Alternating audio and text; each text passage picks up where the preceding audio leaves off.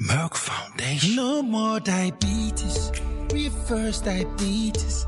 Goodbye. Ni wakati wa asubuhi na Jude anawahi shuleni na yuko anang'ata kifungua kinywa chake kikubwa kio njiani. Jude anapenda sana donuts, hasa zilizopakwa sukari. Ninapenda ladha ya sukari kwenye donuts zangu. Asubuhi inakuwa tamu, hasa nikichanganya na juisi hii. Jude, huu ni ulaji wako si mzuri kwa afya. Unanipa hofu sana namna unavyokula hizo bidhaa za sukari.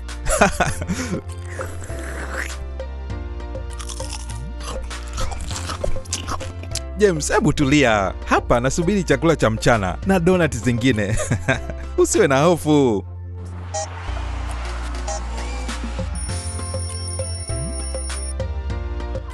Jude hakujali hofu ya James. Aliendelea kula vyakula vya sukari nyingi siku baada ya siku. Kadri siku zilivyopita, Jude alianza kuona kitu ambacho sio cha kawaida. Mungu wangu, tena. Jude alikuwa akiamka mara kadhaa usiku kwenda kukojoa. Hakupenda hali hiyo.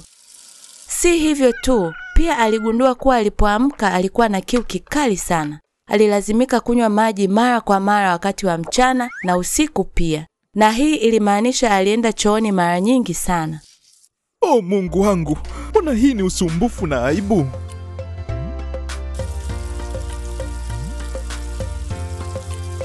Kuna nini?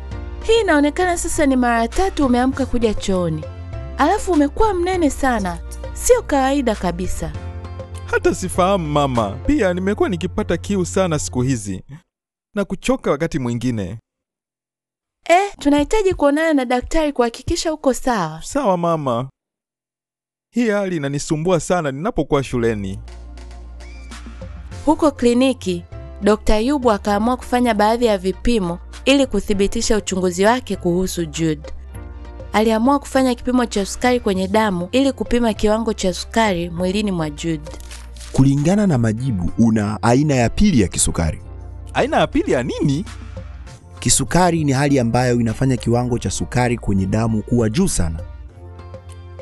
Ukiwa na aina hii ya pili ya kisukari, kunakuwa na upinzani wa insulin au upungufu wa insulin unaosababisha sukari ya damu kuzidi, hali inayoweza kuleta matatizo mengi kiafya. Kwa kifupi, aina ya pili ya kisukari ni tatizo la kimetabolic, ambapo insulini ya mwili haifanyi kazi ipasavyo au iko chini kuweza kushughulikia kiwango cha sukari kwenye damu. Dr. Yubu akaendelea kumwelezea Jude kuhusu tatizo lake. Chanzo cha kisukari hakijulikani, lakini vinasaba, historia ya kuwa na kisukari kwenye familia na mtindo wa maisha usiofaa kiafya vinaonekana kuwa sababu kuu na muhimu zinazosababisha. Itakuwaje kama kisukari kisipodhibitiwa vizuri? Athari za muda mrefu zinazotokana na kisukari ni kama hizi: kiharusi, upofu, ugonjwa wa moyo, figo kufeli, kushindwa kushiriki tendo la ndoa na kukatwa viungo. Kisukari cha aina ya pili ni tatizo la muda mrefu, ambapo kunakuwa na upinzani mwilini juu ya insulini inayozalishwa na kongosho, na kawaida huanza kuonekana kwa vijana wanaobalehe. Kudhibiti hali hii kutahitaji dawa na vipimo vya mara kwa mara vya sukari kwenye damu pamoja na mtindo wa maisha mzuri kiafya. Mwanzoni Jude alipata wakati mgumu kukubali. Siku zangu za kula donuts za sukari na juice tamu zimeisha.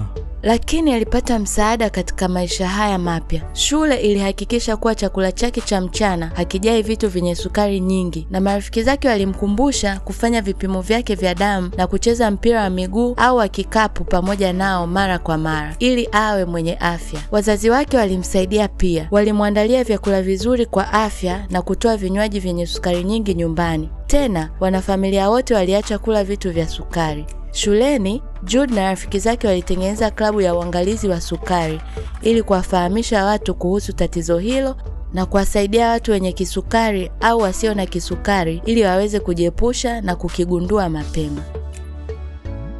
Jaribu kutokula sukari kwenye vyakula vyako. Kula matunda na mboga za majani zaidi, pamoja na kufanya mazoezi kila siku.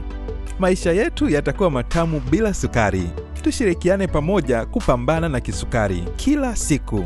Merck Foundation. No more diabetes.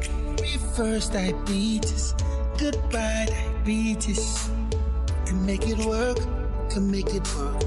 Can make it work. Can make it work. Push back diabetes. No more diabetes. reverse it. We can make it work, can make it work, can make it work, can make it